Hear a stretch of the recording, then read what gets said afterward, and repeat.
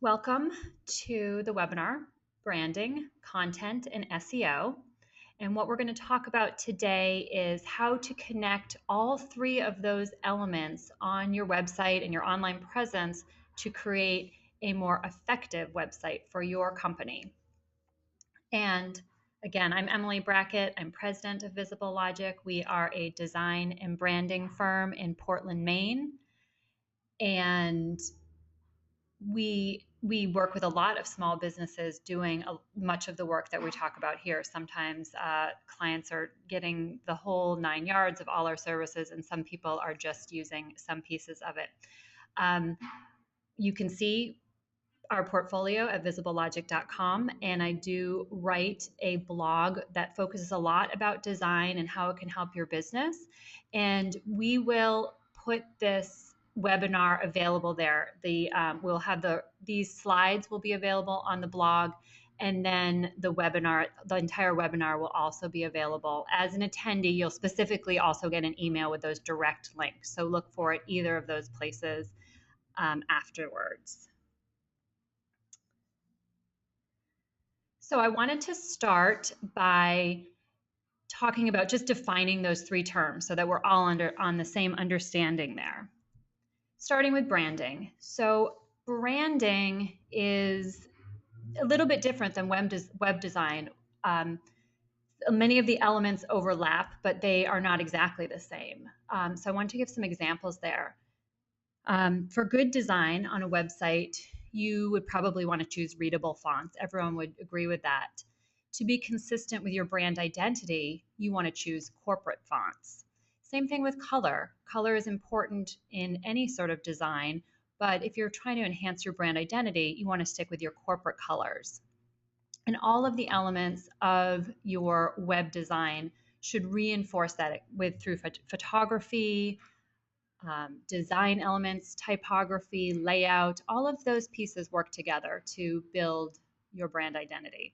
So a template, for example, might work for you if you don't care about brand identity. It could be very high quality design, but it doesn't reinforce your brand identity. The template's not going to work to do that. Another important thing to keep in mind is that your brand identity extends beyond the website itself, of course. It goes into other materials such as other marketing, print marketing, ads, social media, other different elements beyond your website. And it also goes beyond design into things about the tone, your voice, how do you express yourself? What is that entire personality beyond the design? For content, we're talking about anything that you use to show your thought leadership, your experience, and your expertise. That could be through a blog, through videos, white papers, infographics, webinars. It can also mean all of the social media channels that you express yourself on. Facebook, Twitter, LinkedIn, Pinterest, whatever you use, those can be what you choose as your own content to share, and also what you decide to retweet and share from other sources as you curate that. Those all become part of your content. And then SEO. Obviously, SEO stands for search engine optimization. And right now, Google has by far the monopoly on where people go to search the web. And everybody wants to see their page, their website rank well in search engine results. And Google wants to show results from good quality sources. And every algorithm every algorithm update moves them closer to trying to get the highest quality results for the people searching.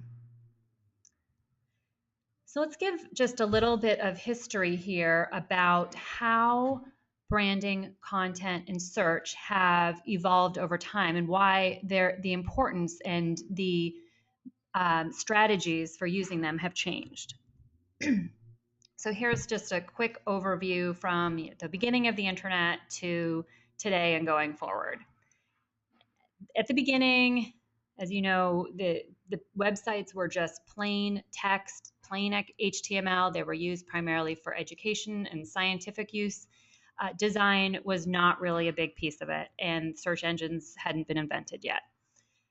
As corporations became involved and decided they wanted a corporate presence on the web, all of a sudden design became something that they were more interested in. They had spent a lot of money on print advertising, or sorry, print collateral or advertising campaigns, and they wanted to see that connection visually on the web. So design became much more important. There's certainly people still doing very plain websites at that time as well. And then it wasn't until about 1994 when Alta Vista had the first search engine that used real text searchability that even search engines even became something that anybody was concerned with. And then as search engines became more important to getting your website found, we started seeing like, oh, all the great design we've done with heavy graphics and Flash was not searchable. So we saw sort of a period of time where design maybe fell a little bit out of favor if you were trying to optimize for search results. And you also saw this explosion of content. Content was always just trying to stay ahead of the search engines so that people can get the results back.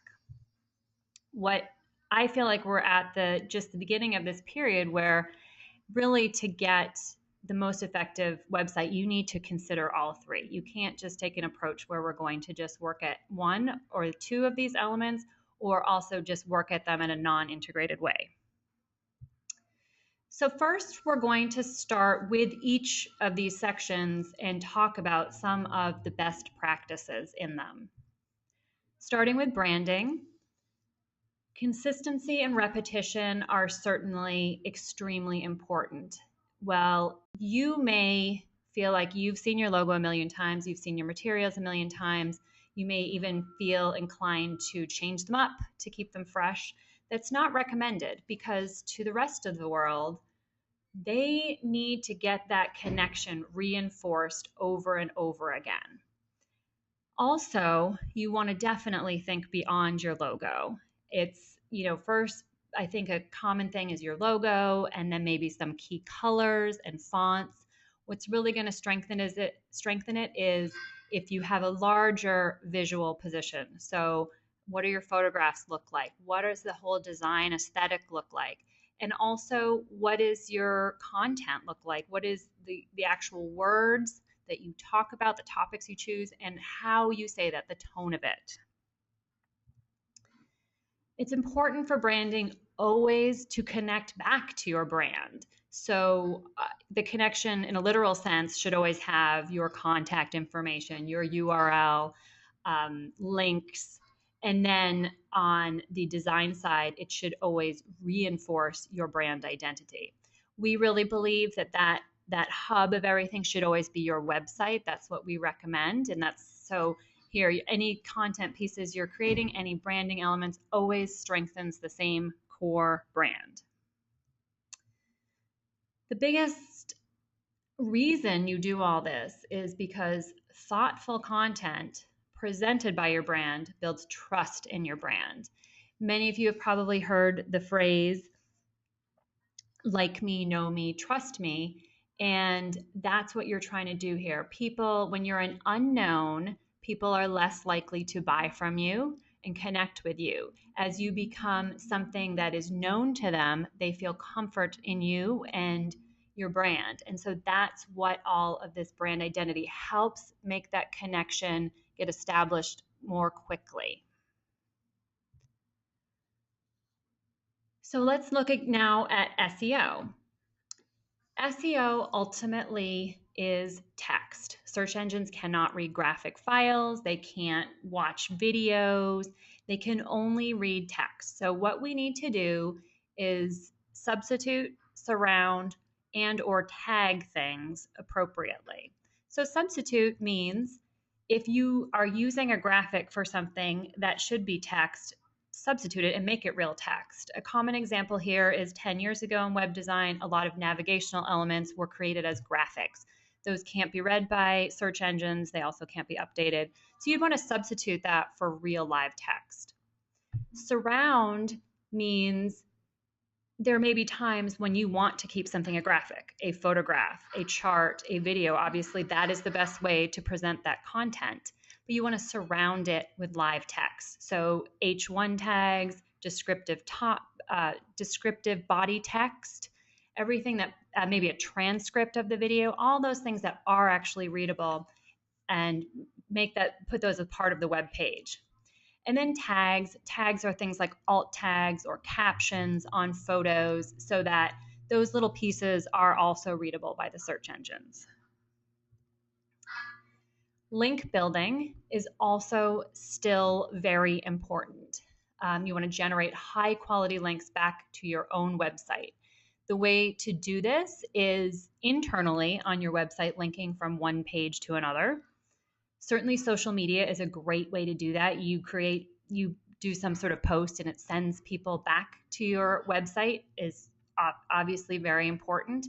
And then other people's website is still a very important factor for Google, that you want these to be highly reputable websites. You don't want to pay for directory listings. That is specifically something Google, with its new algorithm changes, has said that is like a demerit with them.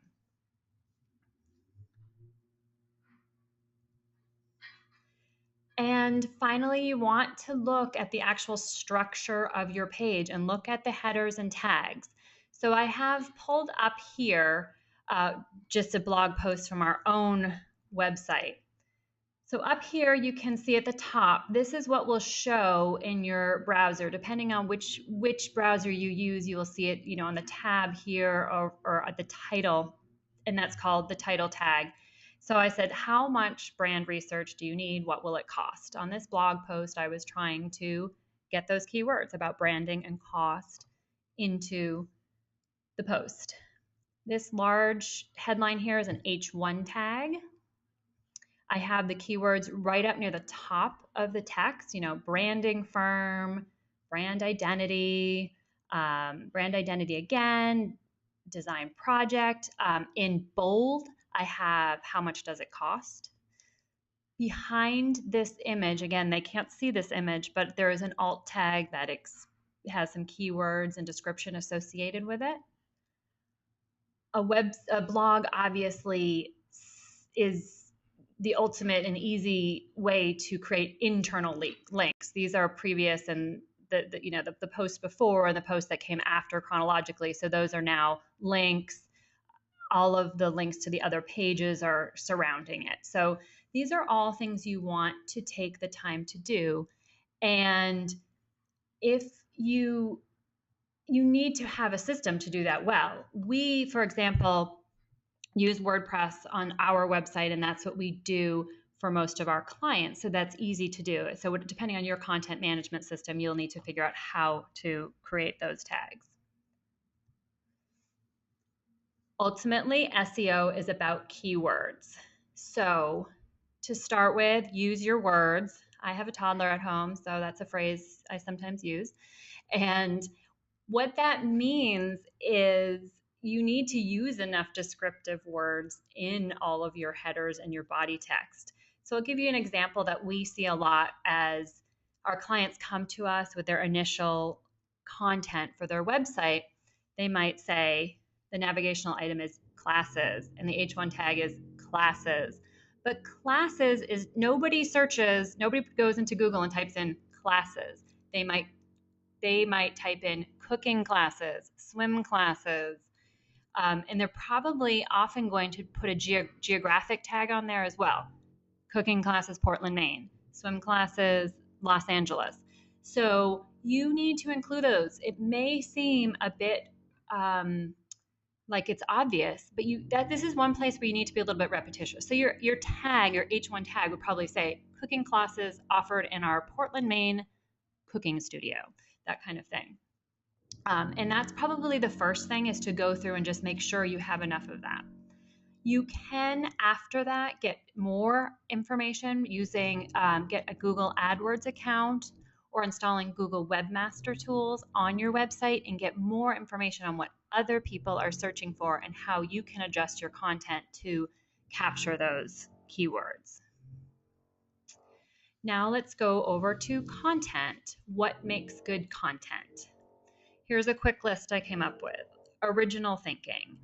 There is a glut of content being created these days, but so much of it is just not really that thoughtful, not very original, and unlikely that people are going to take the time to read it or share it.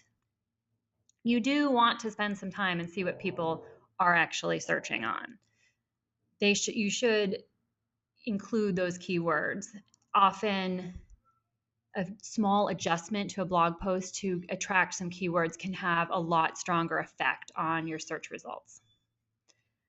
The most important thing is to create content that people want to read, share, and react to. So this is where some people get in trouble. They get so focused on writing something that's so keyword heavy, but it doesn't have any sort of emotional component or thought to it behind it that really connects with people. And so they're not going to share it with their friends or retweet it. You're just going to click away, and you haven't made much of an impression. Ultimately, you need content that engages people. You also always want to think about positioning you or your brand. That means topics that are relevant. You can get distracted actually by targeting keywords that seem to attract a lot of results, but are really not what you want to position your brand as talking about and being established leader on. And ultimately, when you create great content for yourself, it gives you something to promote in social media, an email marketing plan, and everywhere else. Now let's talk about what makes bad content or bad content decisions. So duplicate content. That means you write an article and you submit it and post it maybe on your own blog, as well as there's some article submission websites, and you do the entire article from start to finish more than one place. That's duplicate content. You do not get any additional SEO value from doing that. So do it one place and do it well. Scraping content, that's even worse. That's cutting and pasting from another source and positioning it as your own. For some reason, there still seems to be confusion about that, but that is, it's probably copyrighted by somebody. It's certainly unethical. And you're not even going to get any SEO value from it anyway, because we just talked about. So definitely a no-no. Then the other thing is much more subjective. Things that are dull and hard to read. It could be too long. It could be a boring topic. It could use some visuals and you haven't put them in there, or you've just chosen to use cheap stock photos.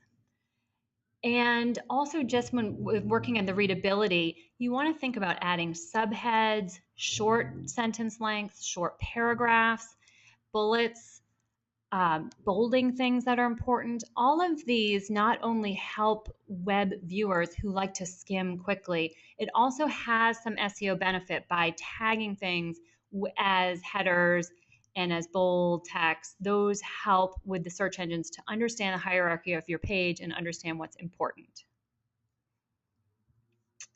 Now let's talk about integrating the three. Obviously, we don't want silos. Silos are you're wasting a lot of your effort when you don't do it in an integrated fashion. And some of the reasons this happens are, there's several reasons. Some of them are sort of myths, like, well, I'm just going to slap on SEO at the end. You certainly can improve your SEO retroactively on older content, perhaps by optimizing some things, rewriting them, but it shouldn't be something that's sort of thinking like, I'm going to finish my whole website and then I'm going to slap on SEO at the end. It's probably not going to be as effective as to think about, your goals from the beginning, how you're going to be developing content that targets keywords, how you're going to position it, how you're going to promote it.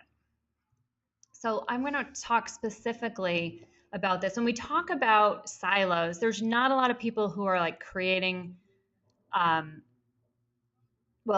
not a lot of people creating content thinking that it's just sitting there and doing them a good deal of help. They realize they need to integrate content with SEO. What people I think don't understand is this myth. They think design doesn't matter to SEO. It matters to the user experience, but it doesn't matter to SEO. And that's something I wanted to address here. Matt Cutts disagrees with that. If you're not familiar with Matt Cutts, he's the head of Google's WebSpan team. So what that means, WebSpan sounds a little bit off target, but what that means is refining their algorithms so that you get the search results that you want. Matt Cutts has his own blog, and many of his blog posts are videos, and he answers questions. So here he talks about design and SEO.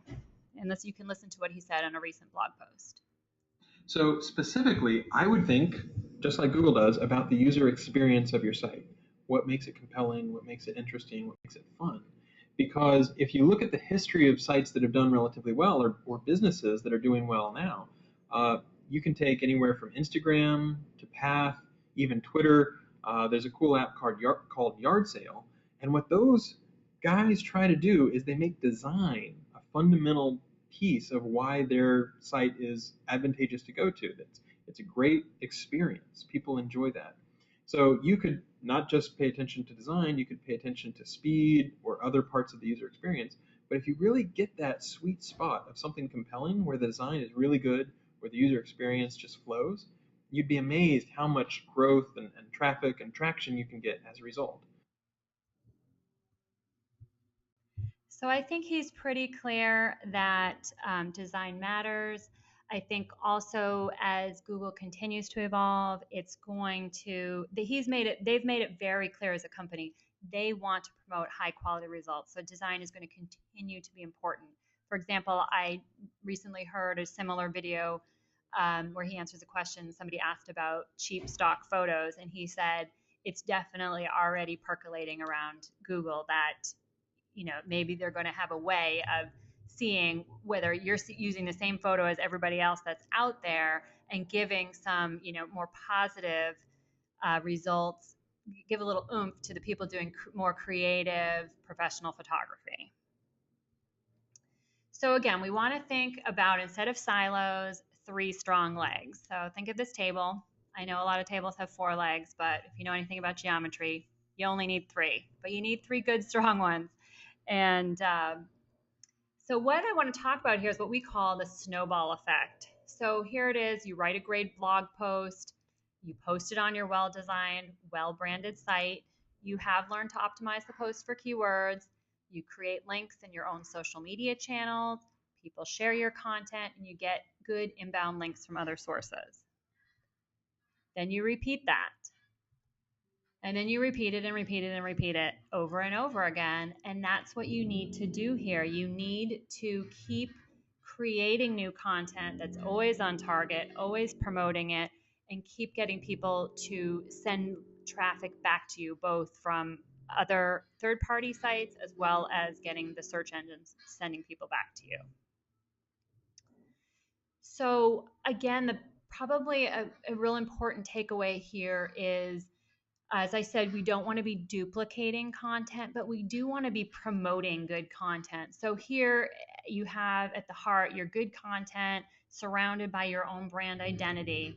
And you may share it on Facebook, LinkedIn, Twitter, Pinterest, and even other websites. But you want to often give just a little snippet of that and send people back to your site to read the whole thing, to learn more about your company.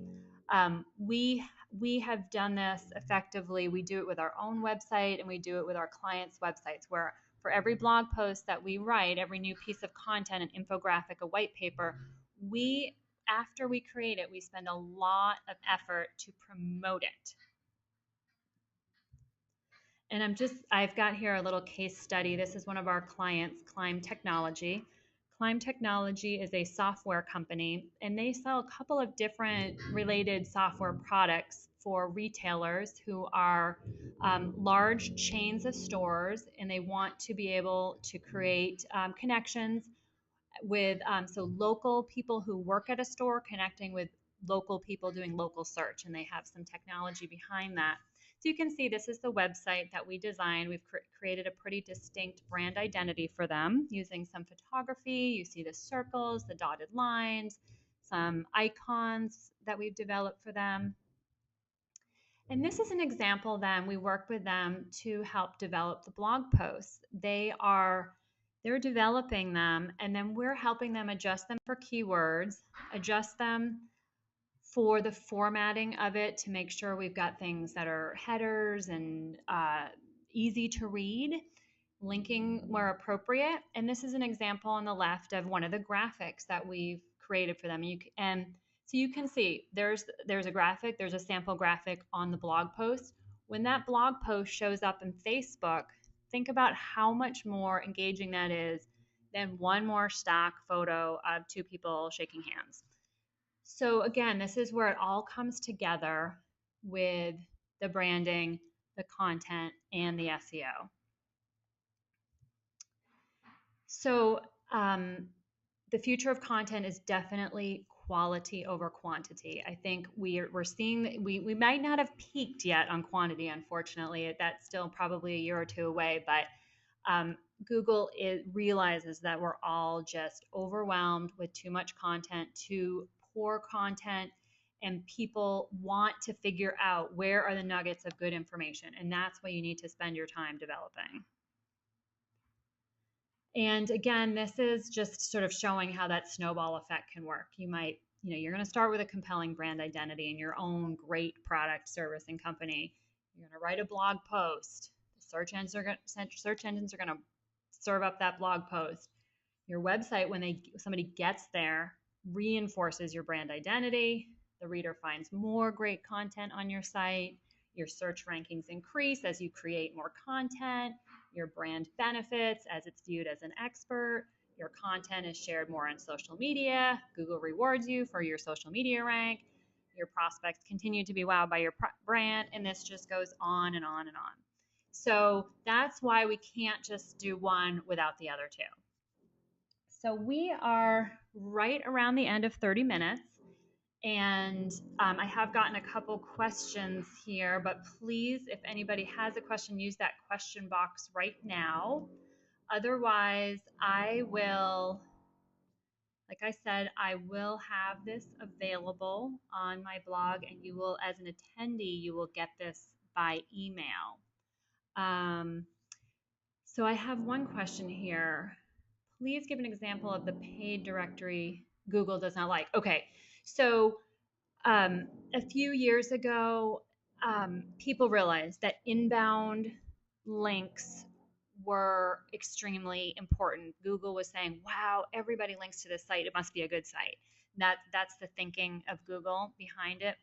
And so there were actually companies who started websites that you could submit your link to. And the website itself had no value except somebody was making a lot of money by all these directory submissions, and that was pretty much it. Now it is very different. Don't worry about something like, oh, if I join the Chamber of Commerce, I get a link to my site. They're going to recognize that that Chamber of Commerce website has a value in and of itself. Same thing with there are different places to showcase your knowledge and your business, and they can drive a lot of traffic. Again, Google is able to recognize that when somebody goes to one of those listings, they are satisfied with the listings they got and they click through to your site and they're happy. What was happening was people were Googling a term. What would come up was this directory listing, and that wasn't what people wanted. So that's an example of what you don't want to do.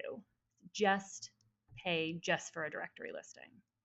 Thank you very much. Again, my name is Emily Brackett, and our website is visiblelogic.com, and we will have the transcript of this and the recording, I should say, really not the transcript, the recording, as well as the slides available in the next, if not today, then tomorrow. And that's it. Thank you for your time. Bye-bye.